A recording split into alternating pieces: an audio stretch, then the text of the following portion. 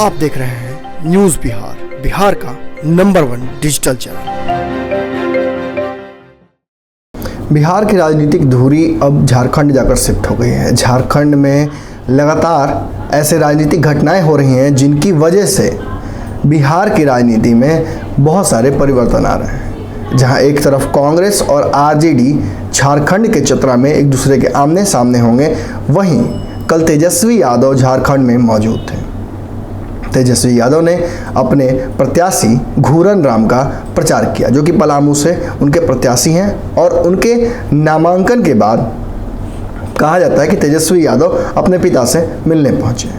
मगर इससे पहले आप जान लीजिए कि कैसे कल पूरे दिन झारखंड की राजनीतिक घटनाओं ने बिहार का सियासी टेम्परेचर बढ़ाए रखा।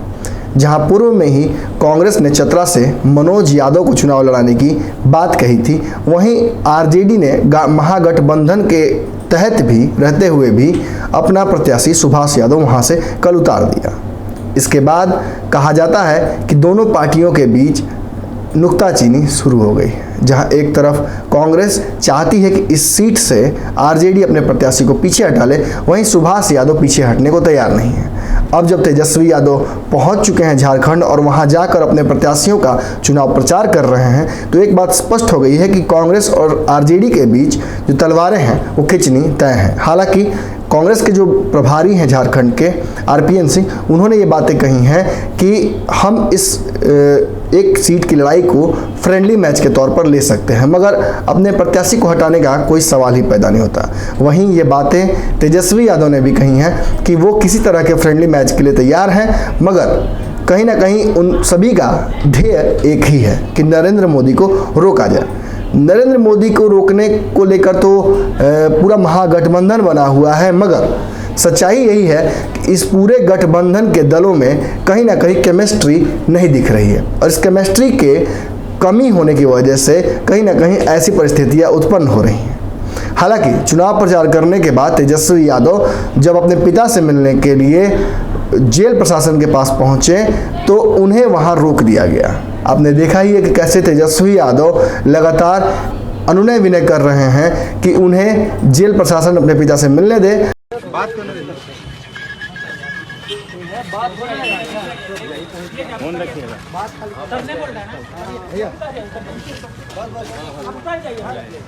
अरे इनका बात हम लोग फोन कर रहे थे जेल सुप्रिंटेंडेंट साहब को, फोन उठा नहीं रहे हो कंटिन्यूस। हमारी बात हुई है 5 बजे के बाद मिलेंगे, किसी भी परिस्थिति में हम लोग नहीं मिलवा सकते। ठीक है, दोपहर से हम फोन से हुआ है, हम लोग लगातार उनसे संपर्क कर रहे हैं। और जेल मैनुअल्स में ये है कि परिवार के लोग अगर मिलना चाहें के बारे में बेहतर वही बता सकते हैं, हम तो नहीं बात बता तो हो पाएंगे। पाएगी तब तो बात सर फोन ही रिसीव नहीं कर रहे हैं ना, उसमें देखिए उसमें हम क्या कर सकते हैं, वो फोन नहीं रिसीव कर रहे हैं। कोई कंसर्न पर्सन हो जो अगर आपके थ्रू अगर बात हो जाए तो ठीक है। जैसा कहेंगे हम लोग कोई उनके आदेश का पालन नहीं किया जेल मैनुअल के बारे में ज्यादा हमसे अब देखिए इतना दूर से हम लोग आए हैं कैंपेन वगैरह करके, इतना महत्वपूर्ण समय पे, और तबीयत उनका ठीक नहीं। अब बेटा होने के नाते तो 5 मिनट भी मिलवा दीजिए उनसे। नहीं मतलब हम लोगों के लेवल से तो नहीं संभव है, पॉसिबल। आपसे आप जेल प्रशासन अगर जब तक नहीं परमिट करेगी तब तक तो नहीं। लेकिन जैसा हमारी बात हुई है उनसे 5 बजे के आसपास, तो उन्होंने बताया कि 5 बजे के बाद हम लोग सक्षम नहीं है मिलाने के। लेकिन जेल मैनुअल में है कि परिवार के लोग अगर मिलना चाहें तो ये जेल प्रोविजन है कि सुप्रिंटेंडेंट पे वही बेहतर बता पाएंगे। तो आप पूछ करके बता दीजिए। एक बार बात करें, सुप्रिंटेंडेंट हमारा फोन नहीं उठा रहे हैं। तो आपको लगता है कि यहाँ से बहुत दूर नहीं है, आप तो किसी को उस बीच में भेज सकते थे वहाँ। नहीं, आप अभी कहना कि उनसे बात हुई कि हमारी 5 बजे बात हुई थी उनसे, तो वो बताए कि हम क्योंकि 5 बजे तक हम लोग को पता है, तो हम 5 बजे तक पूछे कि अभी तक ऊपर से किसी का अच्छा आज नहीं तो कल नहीं सुबह आया, नहीं आया। कल सुबह का भी बता दीजिए, नहीं तो कल सुबह कितने बजे हो सकती है लगा थोड़ा सा उसको देख लीजिए। आज का नहीं तो कल सुबह का बता दीजिए। वेदर कंडीशन भी खराब था ना सर, हेलीकॉप्टर भी डिले हुआ इसीलिए। बात करके बता देंगे कि का नंबर आप ले लीजिए, ठीक है? आप बता दीजिए। तो हम यही वेट करते हैं सर, हम लोग नंबर दे दीजिए। नहीं नंबर हम दिलवा देते हैं, एक बार पूछ के खाली बता दीजिए। जेल प्रशासन ने कहा कि आप अपने पिता से अब नहीं मिल सकते हैं, क्योंकि 5 बज चुके हैं और 5 बजे के बाद जेल मैनुअल अलाउ नहीं करता है कि कोई भी किसी कैदी से मिले। तेजस्वी यादव पलामू से प्रचार करके अपने प्रत्याशी घूरन राम का जेल पहुंचे थे। इस दौरान उन्हें लगा कि वो अपने पिता से मुलाकात कर ले एक बार। इसको लेकर उन्होंने दुहाई भी दी। मीडिया से बात करते हुए उन्होंने बातें कही कि मैं अपने पिता से मिलने आया हूँ इतनी दूर से और मुझे रोका जा रहा है। देख लीजिए कैसे नरेंद्र मोदी और नीतीश कुमार लालू यादव को एक कमरे में बंद करके उनकी विचारधारा को समाप्त करने का एक कुप्रयास कर रहे हैं। फोन रिसीव नहीं किया। अब ये तो उनसे आप पूछिए कि क्या है। अब बेचारे वो भी क्या करेंगे, उनके आका जो लोग हैं आप तो जानते ही है ना, उनके हिसाब से नहीं चलेगा तो अच्छे सीबीआई डायरेक्टर बदलेंगे, तो जेल सुपरिटेंडेंट कौन है आप जानिए ना। सर एक सवाल था सर, वो सर ये सर एक संजय सर ये बताइए कि सर बार बार जो है इसको लेकर स्पेकुलेशन हो रहा है कि लालू राबड़ी मोर्चा जो बना है उसका ग्रैंड अलायंस पे अच्छा ग्रैंड अलायंस के प्रोस्पेक्ट्स में बहुत अच्छा है। हम इस विषय में कोई बात नहीं करेंगे, ये विषय और कोई दिन भी बात की जा सकती है। आज हम यहाँ अस्पताल के बाहर खड़े हैं इस बारे में चर्चा करने के लिए। आज महागठबंधन पे एक सवाल है तेजस्वी जी कि लालू जी लगातार प्रयासरत है कि झारखंड में भी महागठबंधन स्वरूप ले। 7-4-2 एक फार्मूला जो है तय किया गया था। देखिए हम यहाँ मुलाकात करने आए आपसे दिन और रात 24 घंटे यही सब बात इसके अलावा और कुछ चर्चा होनी है क्या?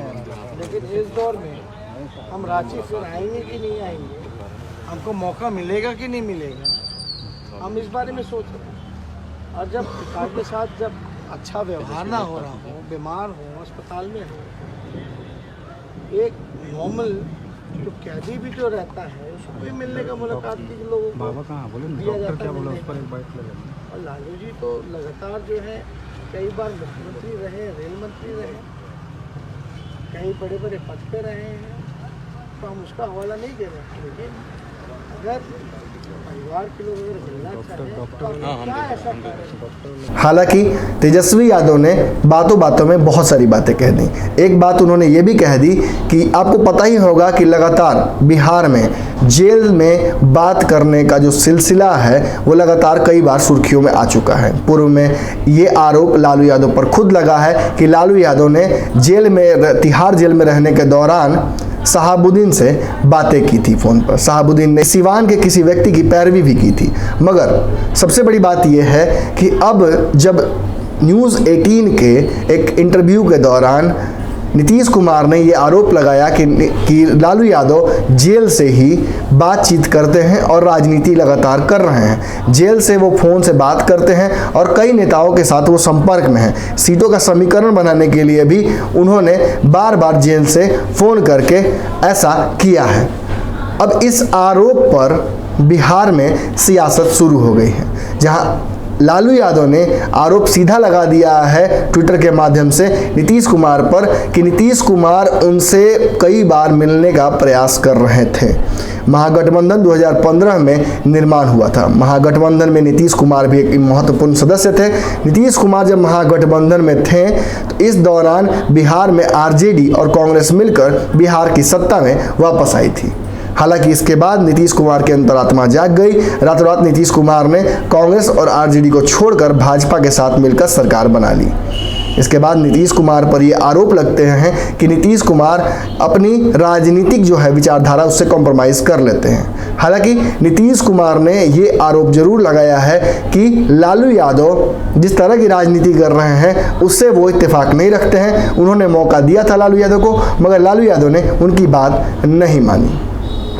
अब बिहार की सियासत में वापस एक बार फिर से आते हैं। जिस तरह से फ़ोन पर लगातार बात करने की खबर आ रही है कि जेल से लगातार मुखातिब थे लालू यादव अलग अलग नेताओं से, और लालू ने भी आरोप लगा दिया कि नीतीश कुमार कहीं ना कहीं लालू यादव से कई बार फ़ोन पर बात कर चुके हैं। बात करने के अलावा उन्होंने अपने दूत यानी कि प्रशांत किशोर को कई बार जेल में लालू यादव से मिलने के लिए भेजा है, ताकि एक बार फिर से महागठबंधन के तहत नीतीश कुमार वापस आ सके। हालांकि आरोप अभी तक बेबुनियाद है, अभी तक इन आरोपों का कोई साक्ष्य सामने नहीं आया है, मगर मीडिया से बात करते हुए तेजस्वी यादव ने ये बात स्वीकारी कि हमारे पास पुख्ता सबूत है, हम वो सबूत वक्त आने पर सामने लाएंगे कि कैसे नीतीश कुमार बात करना चाहते थे लालू यादव से।